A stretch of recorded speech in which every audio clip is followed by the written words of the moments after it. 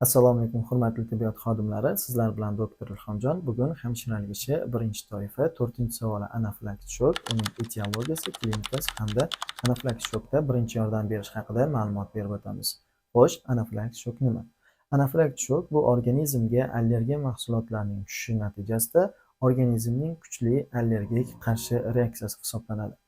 Organizmga allergen mahsulotlar, ya'ni dori vositalari, antibiotiklar, bundan tashqari qon ko'paytiruvchi dori vositalari, oqsillar, qon quyish preparatlari, qon va qon komponentlari hamda o'simliklar, gulchanga yoki bo'lmasam dukkakli mahsulotlar, sitrus mevalar, hasharotlarning chaqishi, ilon chaqishi, chayon chaqishi, bularning barchasi organizm uchun yot modda hisoblanadi va bu organizmga tushgandan so'ng organizmda immunoglobulin G ishtirokida bradikinin, serotonin kabi mediatorlar ishlab chiqariladi. Bular qon tomirlarini kengaytirib, yurak urishini sekinlashtirib, shuni hisobiga anafilaktik shokda quyidagi klinikalar kelib chiqadi.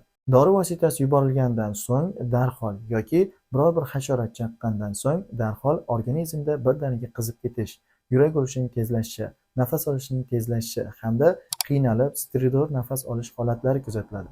Bemorlarda rangining oqarib ketishi, qo'rquv, vahima hamda qon bosimining tushib ketish holatlari yuzaga keladi. Bemorlarda qon bosimining tushib ketishini hisobiga hushdan ketish holatlari yuzaga kelishi mumkin. Anafilaktik shokning belgilari: birdaniga tananing qizib ketishi, yurak urib ketishi, nafas olishga qiyinlashish, tanada qichishishlarning bo'lishi va toshmalarning toshishi. Bundan tashqari es-hushning buzilishi, qo'rquv hamda vahima bemorlarni bezovta qiladi. Anafilaktik shokda qon tomirlarining birdaniga kengayib ketishini hisobiga qon bosimi kritik darajagacha tushib ketadi hamda yurak urishi sekinlashib, nafas olish sekinlashib, insonlarda klinik o'lim yuzaga kelishi mumkin. Anafilaktik shokda birinchi yordam ko'rsatish: darhol yuborilayotgan dori vositasi to'xtatiladi yoki ana shu allergen mahsulot bartaraf qilinadi.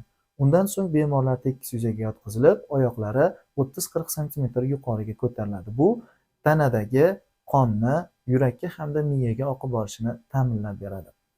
Bundan keyin 0,5-1 ml adrenalin eritmasi teri ostiga, mushak orasiga yoki fiziologik eritmaga qo'shgan holatda tomir ichiga yuborilishi mumkin. Bundan tashqari dori vositalari, glukokortikosteroidlar, prednizolon, deksametazon, antigistamin dori vositalari, suprastin, dimidrol kabi dori vositalarini qo'llagan holatda bemorlarga birinchi yordam ko'rsatamiz. Nafas olishni yengillashtirish uchun eufilin hamda oksigenoterapia muolajasi o'tkaziladi.